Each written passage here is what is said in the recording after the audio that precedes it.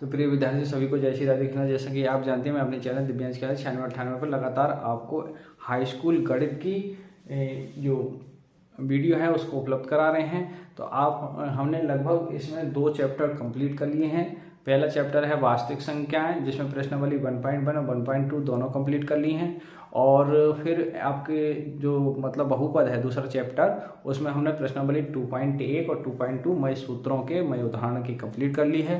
तो आइए, और तीसरी प्रश्नावली जो 2 चर वाले रैखिक समीकरण के योग चल रहे हैं, जिसमें हमने प्रश्नावली 3.1 लगातार करा रहे हैं। इसमें हमने प्रश्न नंबर 4 के तीसरे पार्ट तक कंप्लीट कर लिए हैं। तो आइए चौथे पार्ट की ओर चलते हैं। प्रश्न नंबर 4 के चौथे पार्ट की ओर क्या है, समीकरण संगत और असंगत पूछ रहा है, और यदि वो संगत कह रहा है तो ग्राफीय विधि से हल पूछ रहा है। तो आइए ये देखते हैं कि ये सवाल जो समीकरण दे रखी है ये संगत है या असंगत है। यदि संगत होंगे तो अब ग्राफीय विधि से हम इसको आगे हल करेंगे। तो आइए इसका हल देखते हैं। प्रश्न नंबर जो है वो 4 का चौथा पार्ट। 4 का चौथा पार्ट क्या है देखिए। अब मैंने बताया अगर आपके पास टाइम नहीं है तो आप शॉर्ट में कर सकते हैं। ऐसे कैसे भाई, इसके एक्स का पहले समीकरण में एक्स का गुणांक क्या है 2, और इसमें एक्स का गुणांक कितना है 4, भाग कर दें आप। ऐसी y का गुणांक यहाँ कितना है -2, यहाँ y का गुणांक कितना है -4, कांस्टेंट बाई इस प्रकार 2 है और यहाँ -5 है। और देखिए माइनस से माइनस यहाँ डिवाइडेड हो जाएगा, तो यहाँ 2/4, ये भी 2/4 और ये 2/5 है। तो ये तो बराबर आ रहा है आपका, ये बराबर नहीं है, तो इसका मतलब ये बराबर नहीं है और ये बराबर। जब ये शुरू के बराबर है तो ये कंडीशन कैसी हो जाएगी, ये असंगत हो जाएगा, और असंगत हो जाएगा तो फिर ये आगे हल नहीं होगा। यदि संगत होता तो ग्राफीय विधि से इसको आगे हल करके दिखाते। अब चूंकि असंगत है, इसमें x और y की मान नहीं निकलेंगे, अतः ये सब जो है वो सवाल यही इसका आंसर है, यही ये समाप्त होता है। आइए प्रश्न नंबर बढ़ते हैं हम 5 की ओर। प्रश्न नंबर 5 क्या है, बहुत बढ़िया सवाल है, आप इसको देखेंगे। फिलहाल में क्वेश्चन में आपको पढ़ के सुना दूं। एक आयताकार बाग है जिसकी लंबाई चौड़ाई से 4 मीटर अधिक है और अर्ध परिमाप 36 मीटर है, तो बाकी विमाएं ज्ञात कीजिए। तो बहुत बड़े सवाल है, आप इसको देखेंगे। प्रश्न नंबर 5, प्रश्न नंबर 5 का किताब से आप देख सकते हैं, इसका हल है। क्वेश्चन क्या कह रहा है, एक आयताकार बाग है जिसकी लंबाई चौड़ाई से 4 मीटर अधिक है। तो माना आयताकार बाग की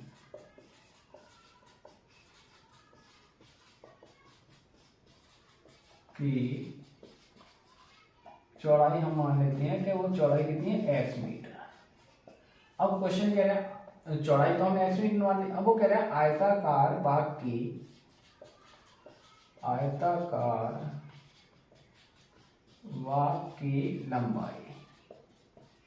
लंबाई कितनी है, चौड़ाई से 4 मीटर अधिक है। अधिक का मतलब क्या हो जाएगा, प्लस।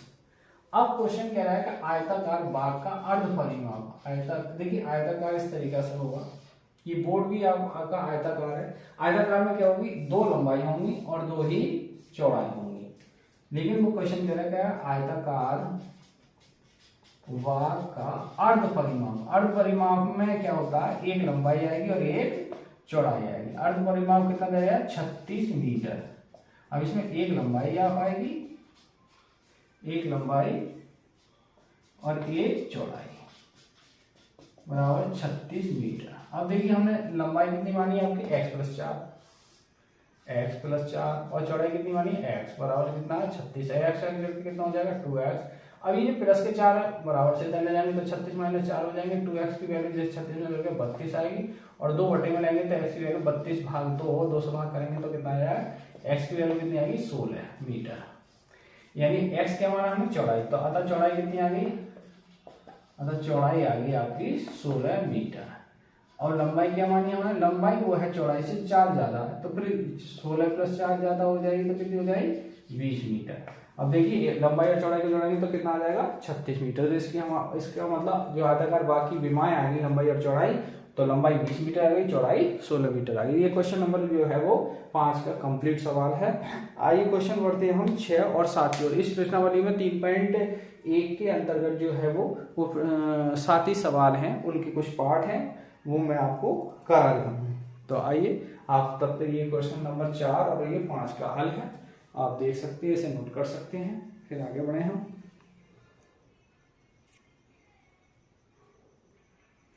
ये क्वेश्चन नंबर 6। क्वेश्चन नंबर 6 क्या कह रहा है कि एक रैखिक समीकरण दे रखी है आपको 2x + 3y - 8 बराबर 0 दी गई है। ये एक ऐसा समीकरण बनाओ, एक ऐसा रैखिक समीकरण बनाओ जो इस रैखिक समीकरण के साथ, इस वाले जो दिया है इस रैखिक समीकरण के साथ क्या करती हो, प्रतिच्छेद करती हो, समांतर हो और समपाती हो।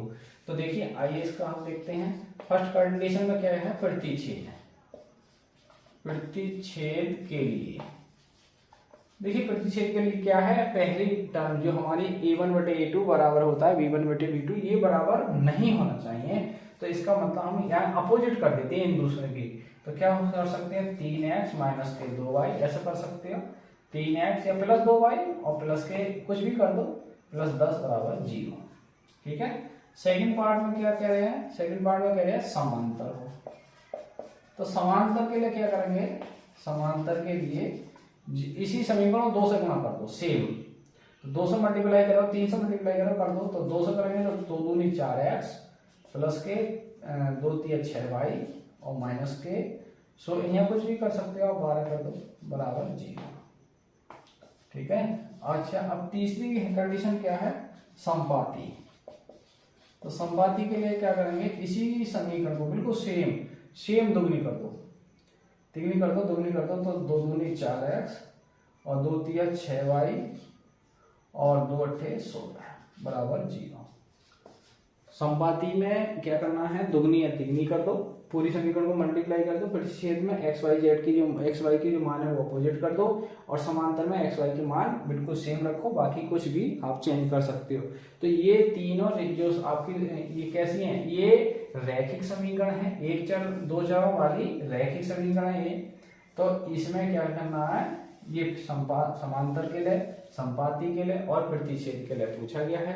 तो हमने तीनों समीकरण, इस समीकरण ऐसे समीकरण देखिए, प्रतिच्छेद में क्या करेंगे, ये दोनों कटिंग करेंगी, समांतर में क्या करेंगी, ये दोनों रेखाएं इस तरीके से चलेंगी, और संपाती में तो ये अनंत आपका ये मिलेंगी नहीं, कंडीशन जो होगी वो बराबर होगी, अनंत संपाती।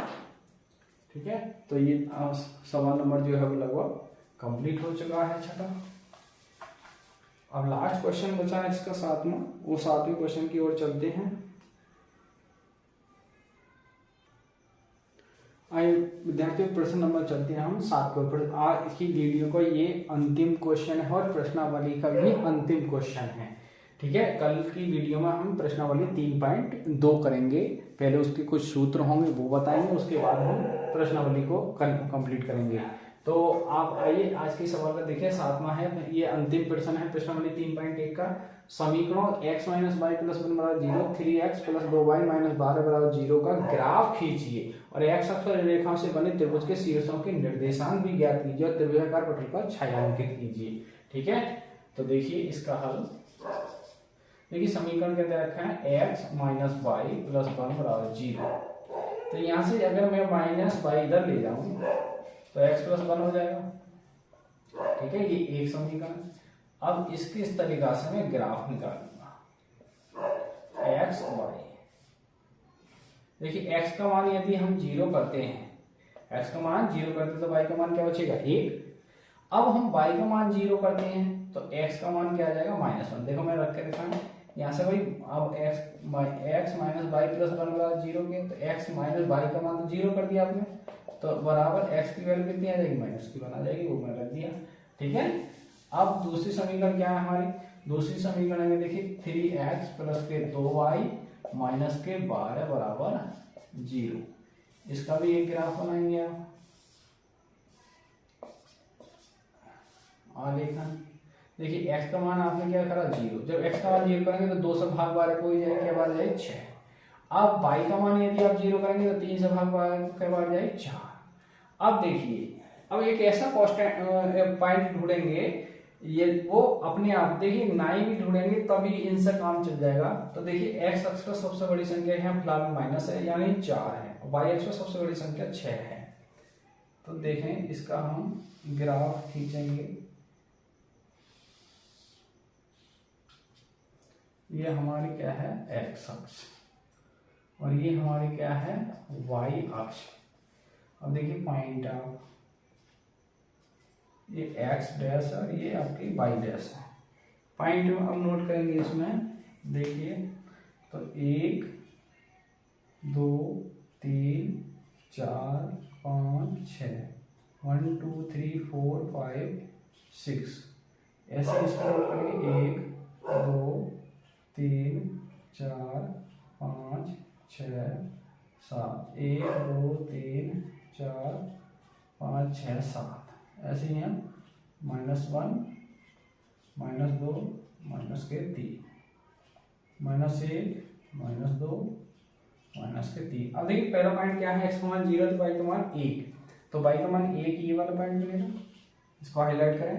फिर x का मान -1 और y का मान 0, तो x का मान -1 ये वाला पॉइंट मिलेगा।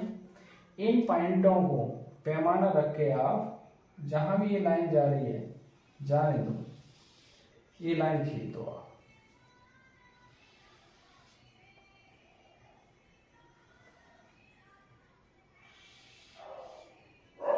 अच्छा दूसरी देखिए x का मान 0 y का मान 6, तो y का मान 6 ये आ गया है। अच्छा और फिर x का मान 4 y का मान 0, तो x का मान 4 ये आ गया। अब पैमाना रख के आप ये वाली लाइन खींच दो।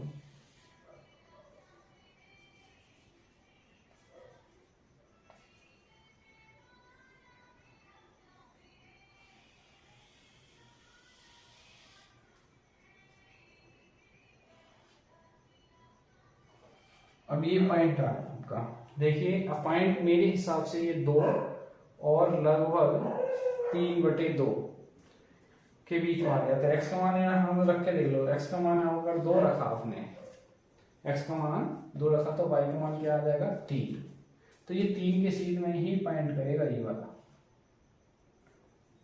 ऐसे ही रख के देख लो, x का मान आपने क्या रखा, x का मान रखा आपने 2, जब 2 रखेंगे यहाँ तो 3 दूनी 6 और 6 घट के कितने बचेंगे 12 में से 6 गए 6 और 2 3 6।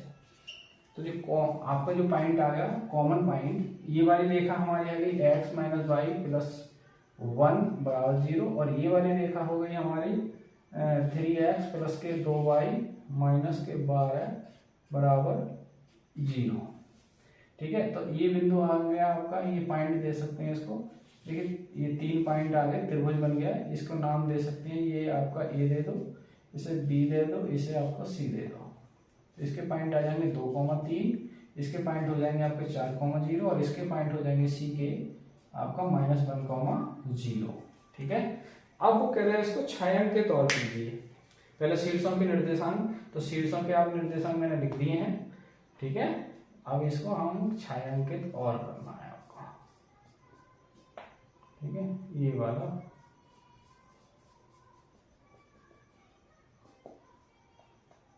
तो ये छायांकित हो गया।